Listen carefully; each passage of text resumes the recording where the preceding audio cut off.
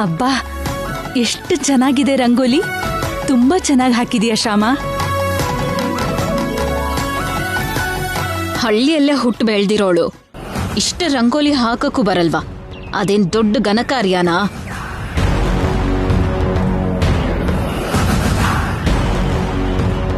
ಸರಿಯಾಗಿ ಹೇಳ್ದೆ ಐಶ್ವರ್ಯ. ನಮ್ಮ ಹಳ್ಳಿನಲ್ಲಿ ಈ ಸಂಕ್ರಾಂತಿ ಹಬ್ಬಕ್ಕೆ ರಂಗೋಲಿ ಸ್ಪರ್ಧೆನೇ ಇರತ್ತೆ. ಒಂದು ಮನೆ ಮುಂದೆ ಹಾಕೋ ರಂಗೋಲಿ ಇನ್ನೊಂದು ಮನೆ ಮುಂದೆ ಕಾಣಿಸಲ್ಲ.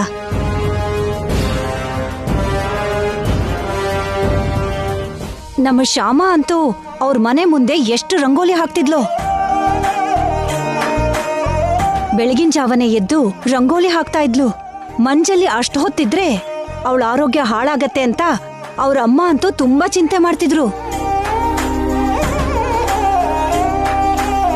ಹೌದು ಶ್ಯಾಮ, ಹಬ್ಬಕ್ಕೆ ವೈದೇಹಿ ಅವ್ರ ಅಮ್ಮ ಅಪ್ಪ, ಐಶ್ವರ್ಯ ಅವ್ರ ಅಮ್ಮನೂ ಬರ್ತಿದ್ದಾರೆ. ನಿಮ್ಮಮ್ಮ ಕೂಡ ಬರ್ತಿದ್ದಾರೆ ಅಲ್ವಾ? ಇಲ್ಲ ಅತ್ತೆ, ರಾತ್ರಿನೇ ನನ್ಗೆ ಫೋನ್ ಮಾಡಿ ಮಾತಾಡಿದ್ರು. ಅಣ್ಣ ಅಪ್ಪ ಇಬ್ರು ಯಾವ್ದೋ ಭಜನೆ ಒಪ್ಕೊಂಡಿದ್ದಾರೆ, ಪಕ್ಕದೂರ್ಗೆ ಹೋಗ್ತಾರಂತೆ.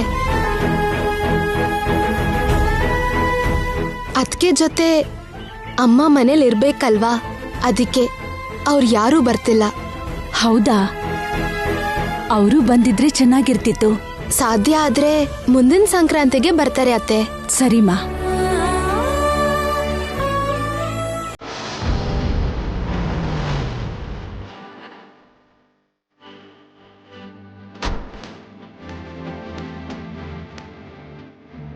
ಅತ್ತೆ ಅಲ್ಲಿ ನೋಡಿ, ಅಪ್ಪ ಅಮ್ಮ ಬಂದ್ರು.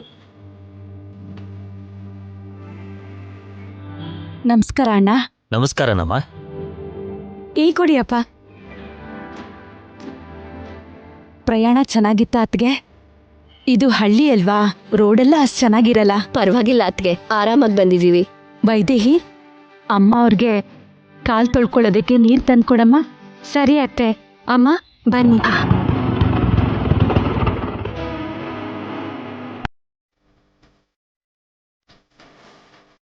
ಅತ್ತೆ, ನನ್ ಮಮ್ಮಿನೂ ಬಂದ್ರು ನೋಡಿ.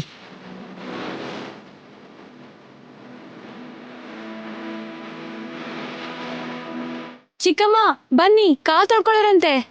ಬರ್ತಾ ಇದ್ದೀನಮ್ಮ. ಚೆನ್ನಾಗಿದ್ದೀರಾ ಅತ್ಗೆ? ಚೆನ್ನಾಗಿದ್ದೀನಿ, ನೀವ್ ಹೇಗಿದ್ದೀರಾ? ನಾನು ಚೆನ್ನಾಗಿದ್ದೀನಿ. ಸರಿ ಬನ್ನಿ. ಬನ್ನಿ ಐಶ್ವರ್ಯ.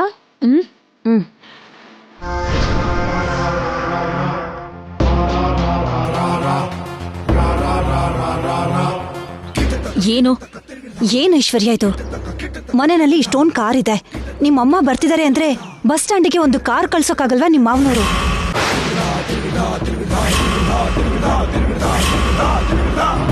ವೈದೇಹಿ ಅಪ್ಪ ಅಮ್ಮನ ನೋಡು, ದರ್ಪದಿಂದ ಕಾರಿಂದ ಇಳಿದ್ರು.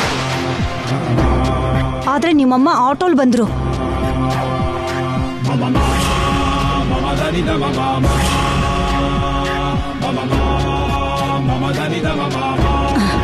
ಕನಿಷ್ಠ ವಸಂತ ಆದ್ರೂ ಹೇಳ್ಬೋದಿತ್ತಲ್ವಾ, ನಿಮ್ಮಮ್ಮನ್ ಕರ್ಕೊಂಡ್ ಬರೋದಕ್ಕೆ ಕಾರ್ ಕಳ್ಸು ಅಂತ. ಬೀಗ್ರನ್ನ ಹೀಗೆ ಆಟೋದಲ್ಲಿ ಕರ್ಸ್ಕೋತಾರ? ಈ ಊರವರೆಲ್ಲ ಏನ್ ಅನ್ಕೋತಾರೆ? ಸರಿ, ಅವ್ರ ವಿಷಯ ಯಾಕೆ? ನಿಜವಾಗ್ಲೂ ನಿನಗ್ ಬೇಜಾರಾಗ್ಲಿಲ್ವಾ? ಅಲ್ದೆ ವೈದೇಹಿಗಿಂತ ನಿನಗೇನ್ ಕಡಿಮೆ ಆಗಿದೆ? ಒಂದ್ ರೀತಿಲಿ ಅವಳಿಗಿಂತ ನೀನೇ ಒಂದ್ ಕೈ ಜಾಸ್ತಿ. ಅಂಥದ್ರಲ್ಲಿ ನಿನ್ನನ್ನ ನಿನ್ನವ್ರನ್ನ ಹೀಗ್ ಚೀಪಾಗಿ ನೋಡ್ತಾ ಇದ್ದಾರಲ್ಲ ನಿನ್ನ ಅತ್ತೆ ಮಾವ. ಸೊಸೆರ್ ಮಧ್ಯೆನೇ ನಿನ್ನ ಅತ್ತೆ ಮಾವ ಇಷ್ಟು ಪಕ್ಷಪಾತ ಮಾಡೋದನ್ನ ನೀನ್ ಹೇಗ್ ಸಹಿಸ್ಕೋತೀಯೋ ಏನೋ, ನನಗ್ ಮಾತ್ರ ನೋಡೋದಕ್ಕಾಗ್ತಿಲ್ಲ. ಇನ್ಮುಂದೆ ನಾನು ಸಹಿಸ್ಕೊಳ್ಳಲ್ಲ.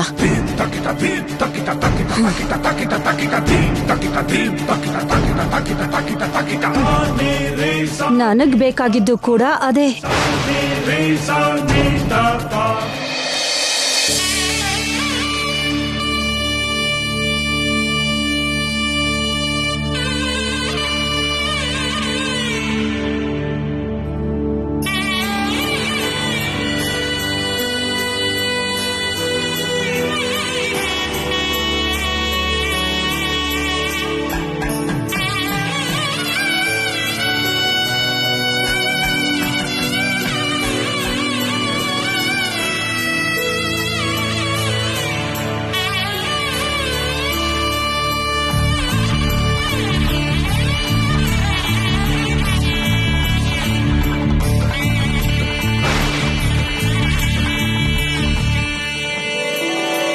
ಅಮ್ಮ ವೈದೇಹಿ, ಈ ಚೀಲದಿಂದ 5 ಮೊರ ಧಾನ್ಯ ತಗೊಂಡು ಆ ರಾಶಿಗೆ ಹಾಕಮ್ಮ. ಪೂಜೆ ಶುರು ಮಾಡೋಣ. ಆಯ್ತು ಅತ್ತೆ. ಅಜ್ಜಿ, ಧಾನ್ಯಕ್ಕೂ ಕೂಡ ಪೂಜೆ ಮಾಡ್ತಾರಾ? ಧಾನ್ಯ ಅಂದ್ರೆ ಈ ಧಾನ್ಯ ಲಕ್ಷ್ಮಿಪ್ಪ. ಪ್ರತಿ ವರ್ಷನೂ ಹೀಗೆ ಸಮೃದ್ಧವಾಗಿ ಬೆಳೆ ಬೆಳೀಲಿ ಅಂತ ಈ ಧಾನ್ಯ ಲಕ್ಷ್ಮಿನ ಬೇಡ್ಕೊಂಡು ಧಾನ್ಯ ಪೂಜೆ ಮಾಡ್ಬೇಕು. ಓಹೋ,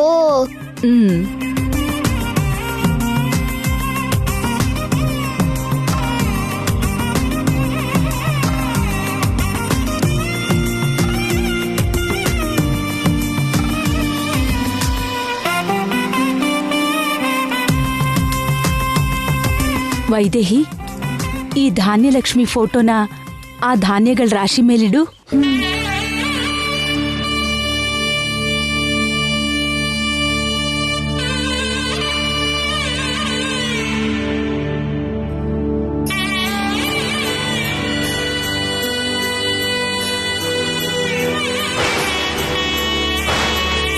ದೀಪ ಹಚ್ಚಮ್ಮ. ಆಯ್ತು ಅತ್ತೆ.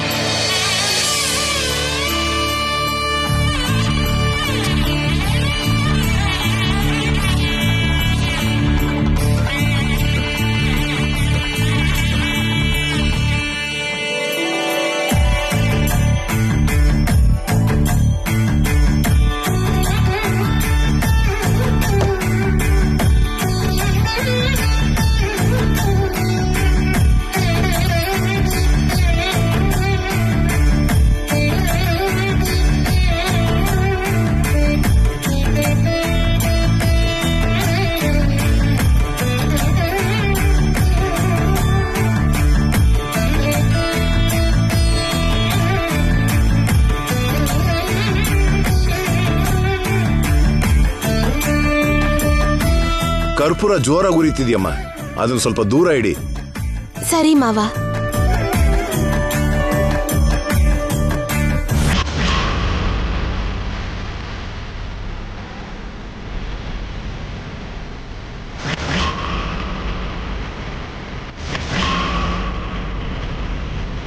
ಇವಾಗ ನೋಡ್ತಾ ಇರು, ನಿನ್ನೆಲ್ರೂ ಬೈಯೋ ಹಾಗೆ ಮಾಡ್ತೀನಿ.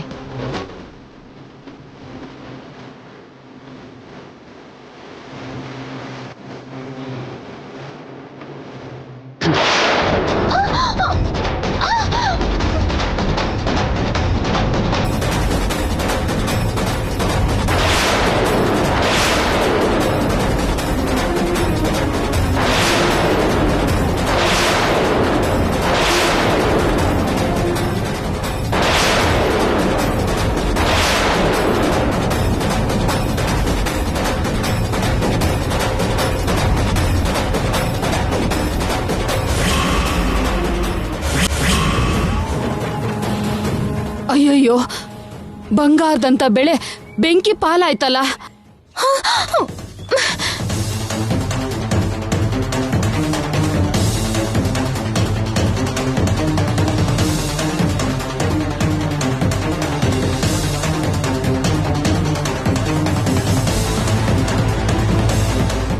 ಶ್ಯಾಮ, ಶ್ಯಾಮ, ನಿನ್ಗೇನಾಗಿಲ್ಲ ತಾನೆ?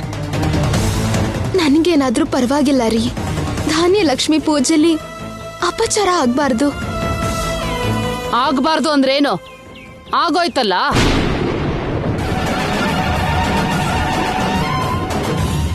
ಬೆಂಕಿ ಹತ್ಕೊಂಡು ಬೆಳೆ ಮೇಲೆ ಬಿದ್ದಿದೆ.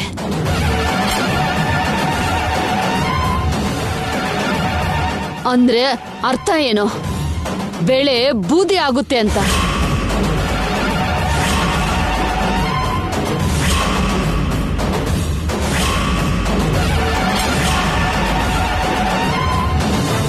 ಅಂದ್ರೆ ಈ ವರ್ಷದ ಬೆಳೆ ಎಲ್ಲ ಯಾವತ್ತೋ ಒಂದಿನ ಯಾವುದೋ ಒಂದ್ ರೀತಿಲಿ ಬೂದಿ ಆಗುತ್ತೆ ಅಂತ.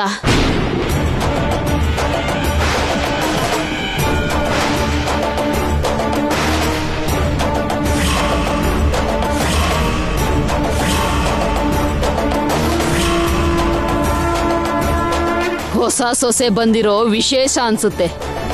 ಬೆಳೆ ಎಲ್ಲ ಮಣ್ಪಾಲಾಗೋ ಹಾಗಿದೆ.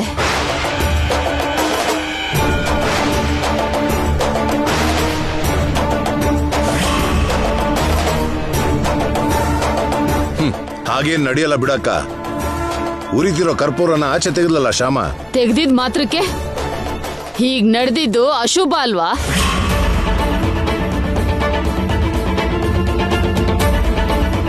ನೀನ್ ಹೇಳು ವಸಂತ.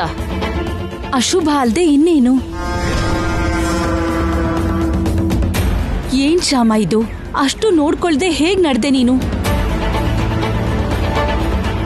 ಕಣ್ಣು ನೆತ್ತಿ ಮೇಲೆ ಇಟ್ಕೊಂಡು ನಡೀತಿದ್ಲೇನೋ.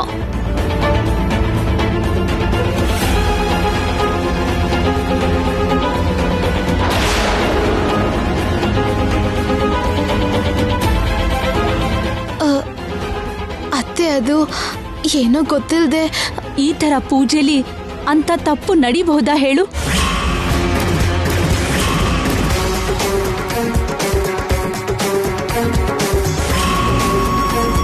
ಆ ಥರ ನಡೆದ್ರೆ ಅದರಿಂದ ನಷ್ಟ ಆಗೋದು ನಮ್ಗೆ ಅಲ್ವಾ? ನಾವಲ್ದೆ ಇನ್ಯಾರಿಗ್ ನಷ್ಟ ಆಗುತ್ತೆ?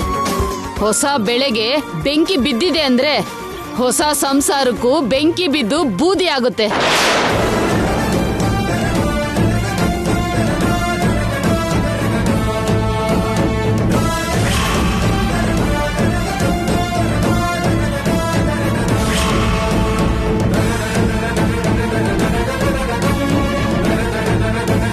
ನಾನು ಹೀಗೆ ಹೇಳ್ತೀನಿ ಅಂತ ಬೇಜಾರು ಮಾಡ್ಕೋಬೇಡ ವಸಂತ.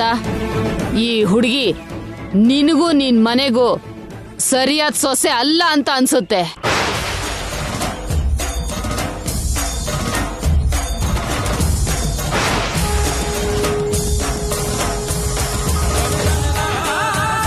ನಿನ್ಗಿರೋ ಭಕ್ತಿಗೆ, ನೀನ್ ಮಾಡೋ ಆಚಾರಕ್ಕೆ, ಸಂಪ್ರದಾಯಕ್ಕೆ ಈ ಹುಡುಗಿ ಯಾವ ರೀತಿಲೂ ಸರಿ ಹೋಗಲ್ಲ.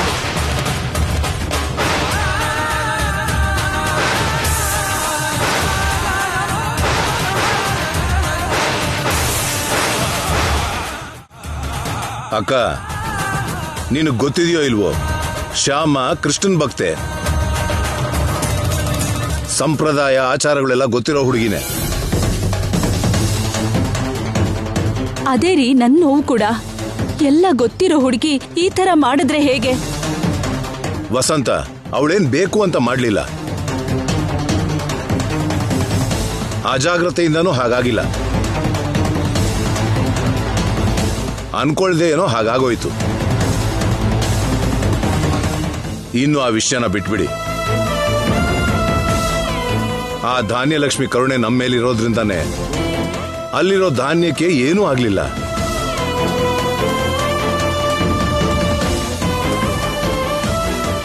ಅದೆಲ್ಲ ನಮ್ಮ ಅದೃಷ್ಟ, ಆ ಧಾನ್ಯಲಕ್ಷ್ಮಿ ದಯೆ.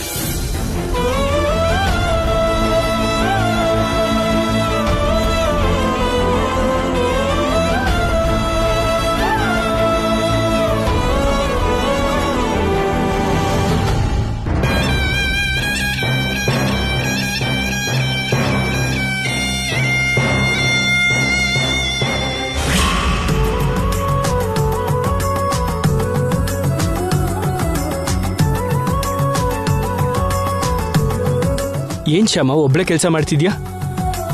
ನಮ್ ಕೆಲ್ಸ ನಾವ್ ಮಾಡಿದ್ರೆ ತಪ್ಪೇನಿದೆ? ಸರಿ, ನಾನು ಹಾಕ್ತೀನಿ ಇರು. ನೀವ್ ಹಾಕ್ತೀರಾ? ಹೌದು, ಹಬ್ಬದ ದಿನ ಎಲ್ಲರೂ ಕೆಲಸ ಮಾಡಿದ್ರೆ ತಾನೇ ಹಬ್ಬದ ತರ ಇರುತ್ತೆ. ಕೊಡು.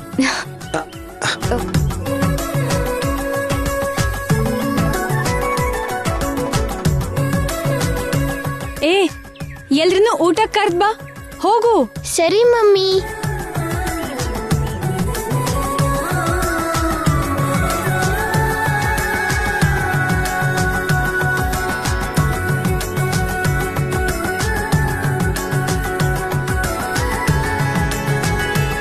ದೊಡ್ಡಮ್ಮ, ನಿಮ್ಗೆ ಕೆಳಗ್ ಕೂರಕ್ಕಾಗಲ್ವಲ್ಲ, ಅದಕ್ಕೆ ನಿಮ್ಗೆ ಇಲ್ಲಿಟ್ಟಿದ್ದೀನಿ.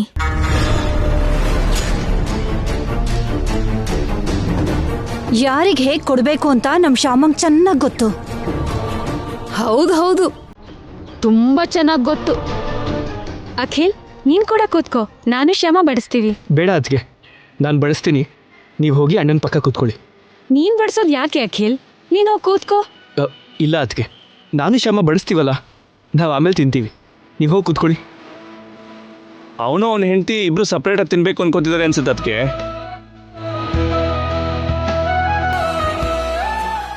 ಆ 2 ಎಲೆ ಯಾರ್ಗೆ? ನಮ್ ವೆಂಕಟೇಶ್ ಅಣ್ಣ ರಂಗಮ್ಮನ್ಗೆ. ಕೆಲಸದವ್ರು ನಮ್ ಜೊತೆ ಕೂತ್ಕೊಂಡು ಊಟ ಮಾಡೋದಾ? ಹಬ್ಬದ ದಿನ ಅವ್ರ ಜೊತೆ ನಾವ್ ತಿಂದ್ರೆ ಅವ್ರಿಗೂ ಸಂತೋಷ ಆಗತ್ತಲ್ವಮ್ಮ? ಸರಿಯಾಗಿ ಹೇಳ್ದೆ ಶ್ಯಾಮ. ಏಯ್ ವೆಂಕಟೇಶ, ಸ್ವಾಮಿ. ರಂಗಮ್ಮ ಬನ್ನಿ, ನೀವು ನಮ್ ಜೊತೆಲಿ ಕೂತ್ಕೊಂಡು ಊಟ ಮಾಡಿ. ಆಯ್ತು ಸ್ವಾಮಿ.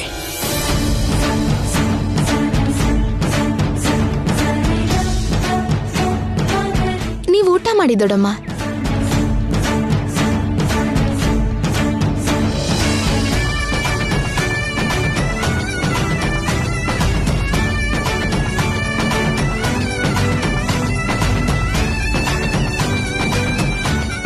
ಇನ್ನೊಂದ್ ಸ್ವಲ್ಪ ಹಾಕು.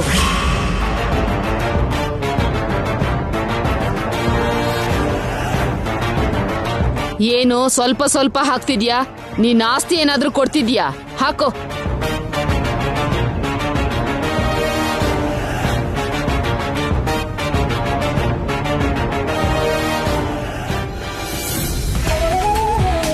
ಇನ್ ಸ್ವಲ್ಪ ಹಾಕ್ಲಾ?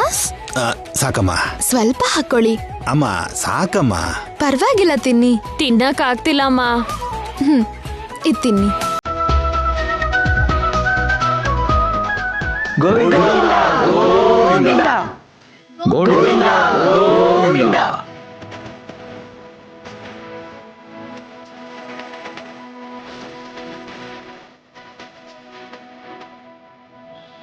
ಈಗ ನೀವಿಬ್ಬರೇ ಕೂತ್ಕೊಂಡು ಹಬ್ಬ ಸೆಲೆಬ್ರೇಟ್ ಮಾಡ್ಕೊಳ್ಳಿ.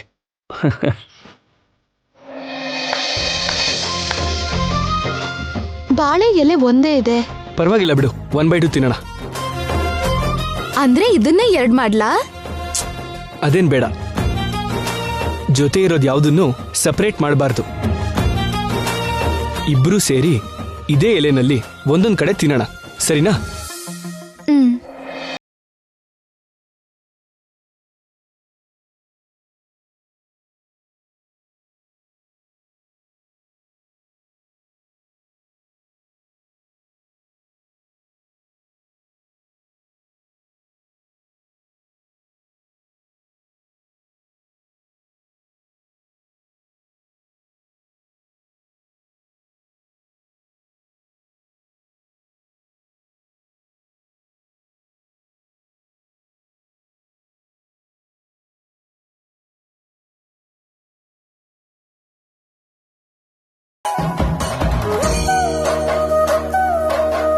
ಇಲ್ಲಿ ನನ್ ಸ್ವೀಟ್ ಇತ್ತು, ಏನಾಯ್ತು? ನೀನೇ ತಿಂದೆ ಅನ್ಸುತ್ತೆ. ಇಲ್ಲ, ಇಲ್ಲೇ ಇಟ್ಟಿದ್ದೆ. ಹಾಗಾದ್ರೆ ಕಾಗೆ ಕಚ್ಕೊಂಡು ಹೋಯ್ತೇನೋ. ಹೌದಾ? ಕಾಗೆ ಕಚ್ಕೊಂಡು ಹೋಯ್ತಾ? ಸರಿ ಬಿಡಿ.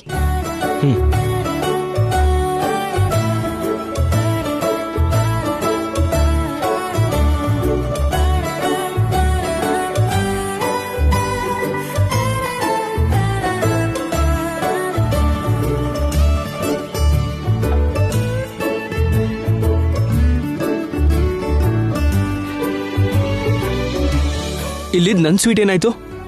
ಬೆಕ್ ಕಚ್ಕೊಂಡು ಹೋಯ್ತು. ಬೆಕ್ ಕಚ್ಕೊಂಡು ಹೋಯ್ತಾ ಇಲ್ಲ ಹುಡುಗಿ ಕಚ್ಕೊಂಡು ಹೋದ್ಲಾ?